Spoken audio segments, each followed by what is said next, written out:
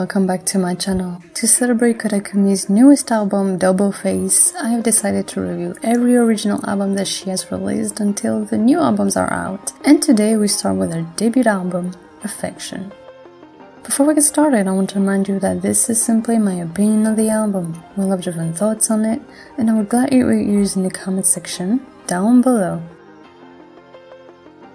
I started listening to Koda Kumi back in 2006 with the album Black Cherry, and it took me a while to look up her previous work, and now is the perfect time to go back to the very beginning of her career with her first album, Affection. Early 2000s meant that the music style was mostly R&B and a little bit of pop influence. As you guys that have been along this channel for a little while might know, R&B is a music style that I really love. I personally prefer when it was back into the early 2000s because, just like in this album, it gives now a very nostalgic touch to it, and songs like Go Together, that really has a very nostalgic vibe to it, is what I really love. Affection really is an album from this time period. It has all the very cheesy elements from what music was trying to do back then, and a song like Feel Me reminds me a lot of a Britney Spears inspired type of song at times, because that was what was most popular. And the album really reaches ultimate cheesiness with the song My Dream, with the overuse of that 2000s music effect. I don't recall the name, but we all know it, and in that song it's used all the time, and if you start paying attention to it, it might drive you crazy like it did to me.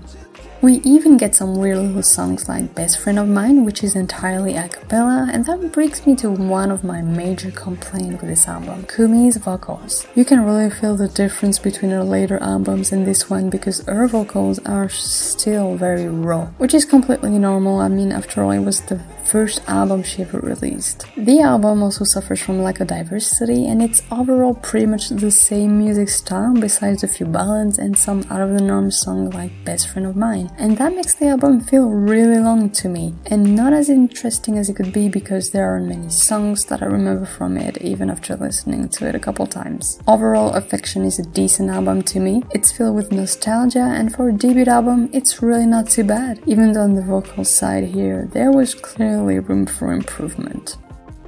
This album really is a start for Kumi that falls prey to the same sound, that drops it into the same repetitive type of album, and that's why I give it 2 stars and a half.